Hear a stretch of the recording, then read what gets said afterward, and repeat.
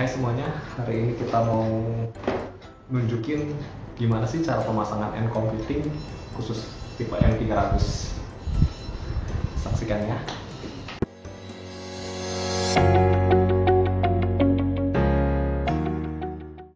Halo semuanya, balik lagi di channel kita, channel Megatronics. Nah, untuk hari ini kita akan menunjukkan bagaimana cara pemasangan tipe end computing tipe M300.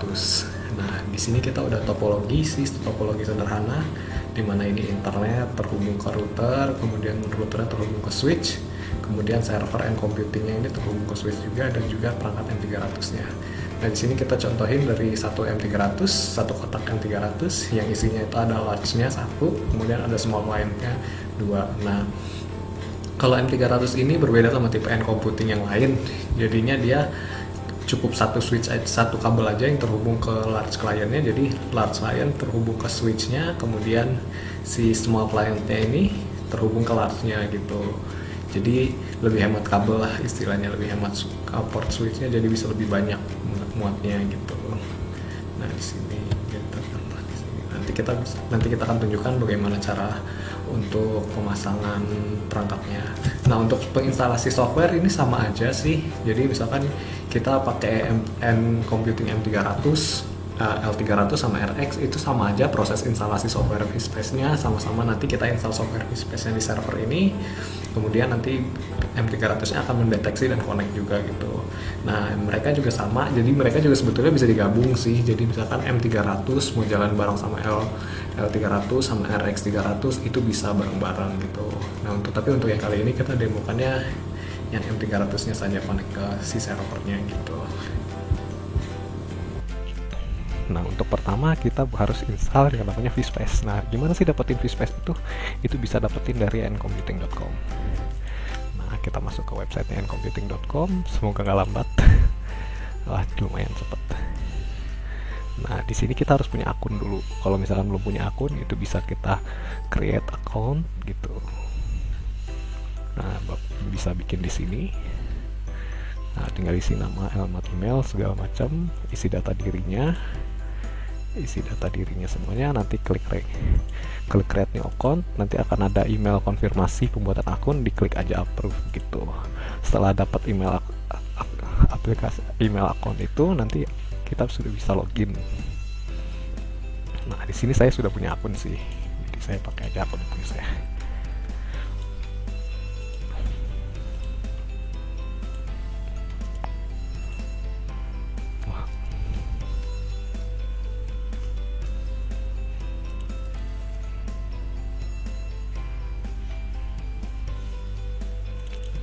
Semoga aja bisa.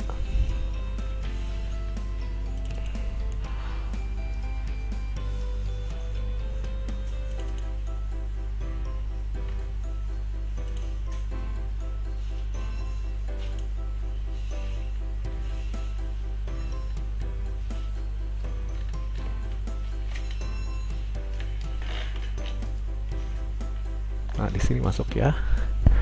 Nah, setelah akunnya sudah terregistrasi, sudah aktif, jadi nanti akan ada muncul manajemen portal. Nah, kalau bisa ini diklik terlebih dahulu manajemen portalnya.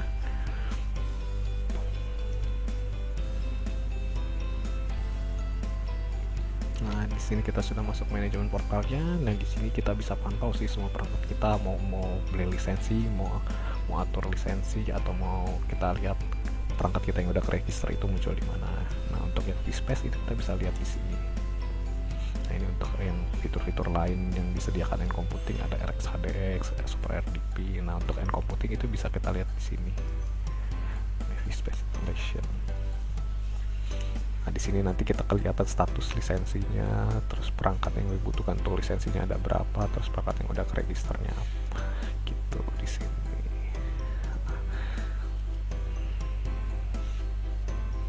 Terus kita kembali lagi ke go back to endcomputing.com.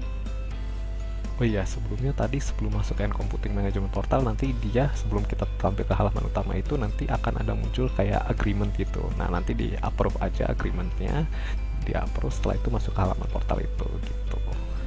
Nah, setelah itu kita masuk ke support, kita klik software download now.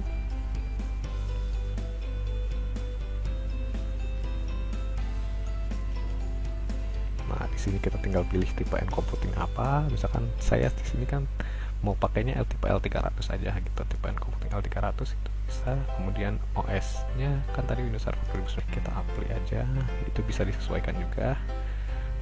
Nah, kalau untuk Windows Server 2019 itu bisa pakai 12.5.1, atau mungkin user lah, bapak atau ibu bisa mau pakai OS lain, misalkan Windows 10 gitu.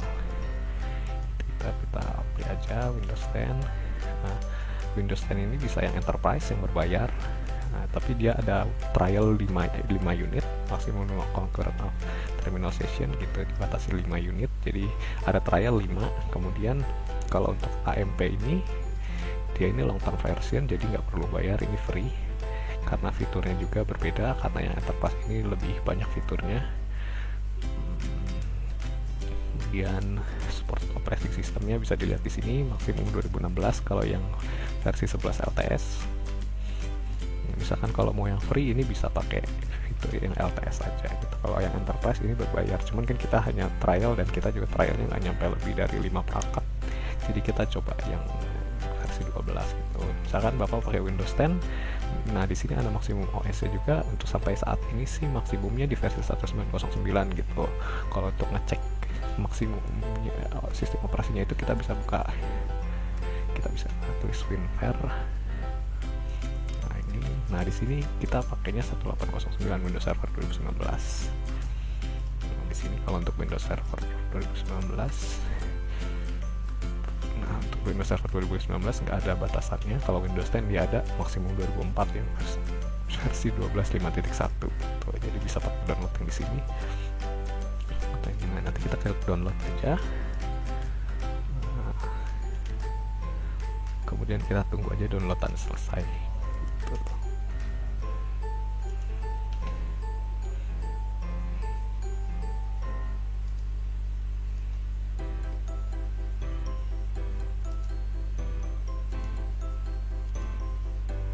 Nah, di sini kita sudah download, sudah selesai file downloadnya. Di sini kita sudah ada file yang vSpace Pro Enterprise Edition-nya, itu kita tinggal ekstrak saja. Nah, setelah kita ekstrak, nah di sini nanti kita buka aja. Nah, kita tinggal running yang ini, vSpace Pro 12.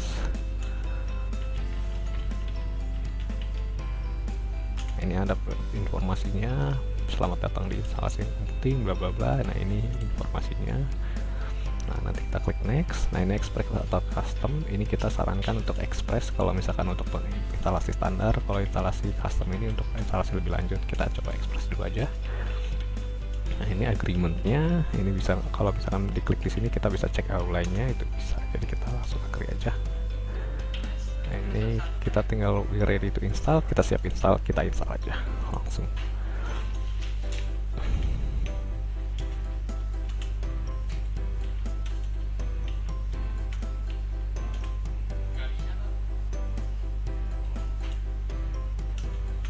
Kita tunggu aja instalasi.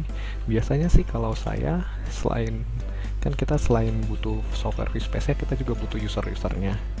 Nah, itu kita bisa buat user-usernya itu di sini, di PC manage. Nah, ini bisa server manager. Kalau di server dia munculnya seperti ini sih, Windows Server. Kalau misalkan Windows Desktop, misalkan kita klik manage, dia langsung buka komputer manajemen gitu. Nah, ini dia langsung kita restart, kita centang dulu aja. Nanti aja kita restartnya, kita sekalian restart. Nah, di sini kita buat usernya. Nah, di sini local user and group, kita klik usernya. Nah, di sini kita tempat buat usernya. Kita buat usernya user 1, kita buat aja dulu user 1, kemudian passwordnya bebas. Nah, di sini centangnya, kalau saya sih biasanya centangnya user cannot change password sama user never expired, ya buat simple aja sih, tapi bisa disesuaikan sama penggunaannya. Nah, ini user 2 nya.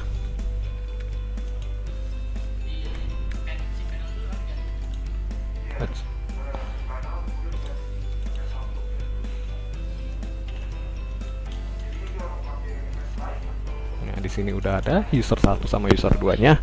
Kemudian kita masuk ke remote desktop user. Nah, di sini kalau misalkan mau di-add bisa satu-satu, misalkan user 1, kita cek namesnya, kita add bisa begini, atau bisa juga langsung ditambahkan everyone. Jadi nanti misalkan kalau mau semuanya biar lebih simple, misalkan usernya ada banyak gitu, mau simple aja yaudah.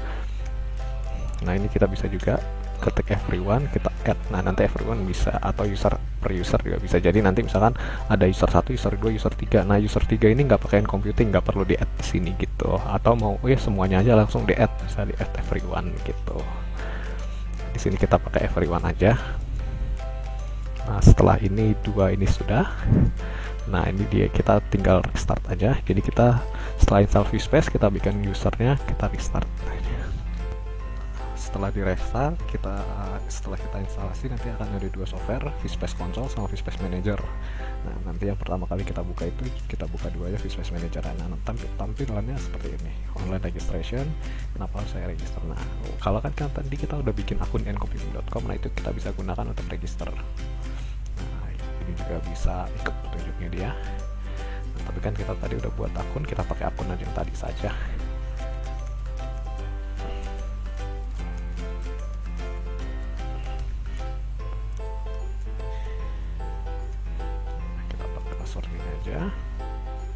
Nah, ini sudah terregister. Nah, nanti setelah terregister ini masih statusnya masih offline ya. Nah, kita cek dulu dia running dua-duanya. Nah ini untuk yang versi 12 ini dia ada AMP status karena kan dia versi enterprise. Jadi kalau misalkan enterprise mau pakai lebih dari 5 perangkat itu harus AMP gitu. Untuk AMP bisa dicek aja di informasi di websitenya dan computingnya, itu ada yang mengenai apa sih itu AMP. Kemudian juga kita bisa dicek juga di websitenya megatronics.co.id. Nah sini sekarang sudah online, sudah hijau. Kemudian kita buka VSpace Console-nya untuk mengecek servernya. Nah di sini nanti ada. Nah kalau misalkan di awal biasanya sih dia belum belum terkonek ya. Jadi biasanya di awal pas dibuka dia akan muncul seperti ini.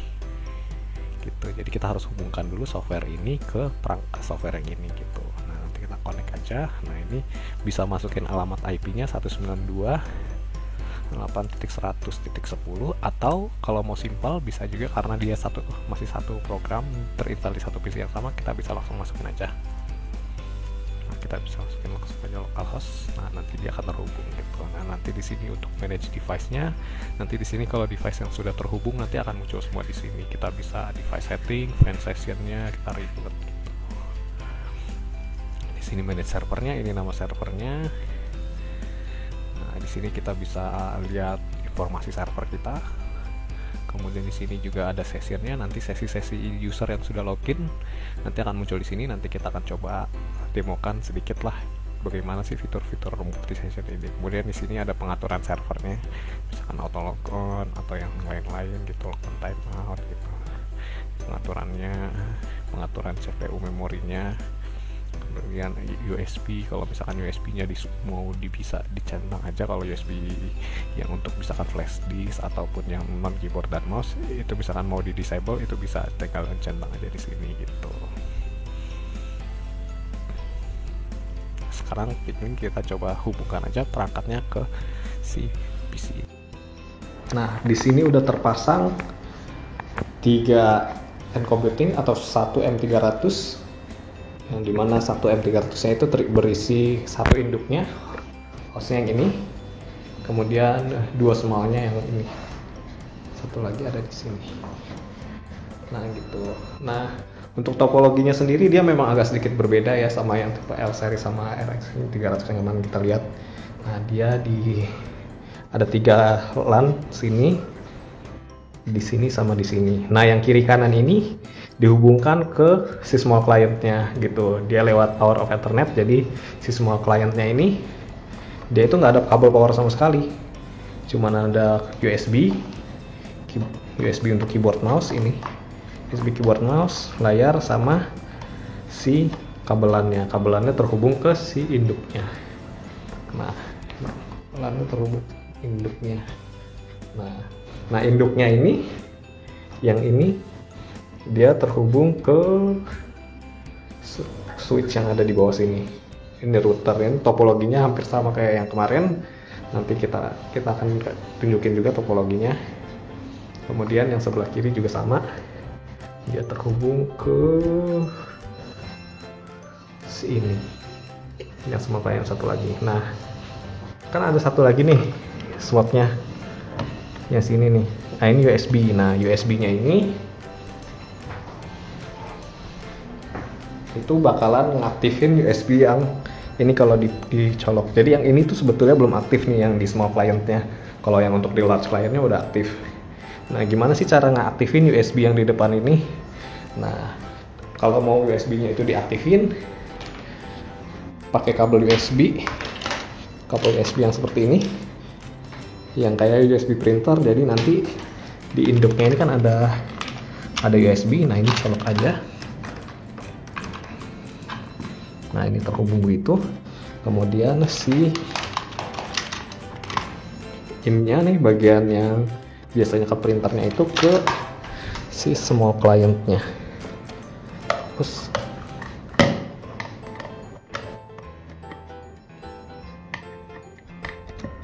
nah begitu. Nah, dengan USB-nya udah terhubung gini, kita bisa colok flash disk, USB headset ataupun apapun di sini gitu. Nah, ini untuk tampilan utamanya si M300. Ini yang induknya aja sih yang ada tampilannya. Kalau si anaknya itu dia belum ada tampilan sebelum induknya connect. Jadi induknya harus connect dulu. Nah, enaknya pakai M300 itu IP-nya dia cuma satu IP yang disetting buat 3 si perangkat ini. Nah, jadi nanti kita masuk ke device setup, terus kita masuk ke network. Nah, di sini ada DHCP static.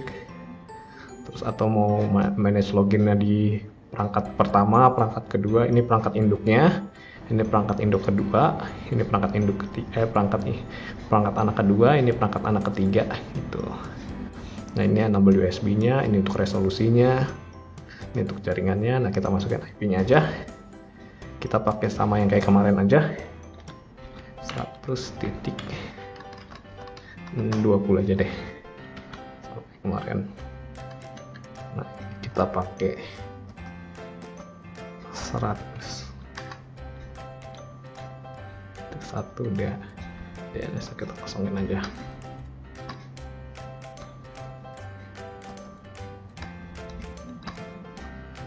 Kita apply, kita tungguin aja dia nge-reboot. Nah, ini sudah di-reboot.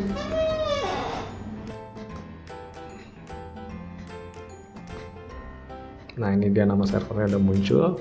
Kita tinggal connect aja kan, tapi di sini masih gelap ya anak-anaknya. Nah, kita connect aja. Nah, nanti ada anak-anaknya juga akan muncul tampilan. Nah, kita tinggal pencet aja di keyboardnya. Nah, dia langsung masuk. Begitu juga dengan anaknya juga. Nah, setelah diklik keyboardnya, dia langsung masuk semua. Nah, nanti kita tinggal login aja seperti L300 sama RX300 yang kemarin. Oke, kalau gitu sekian dari saya. Saksikan terus untuk video-video berikutnya. Sampai jumpa.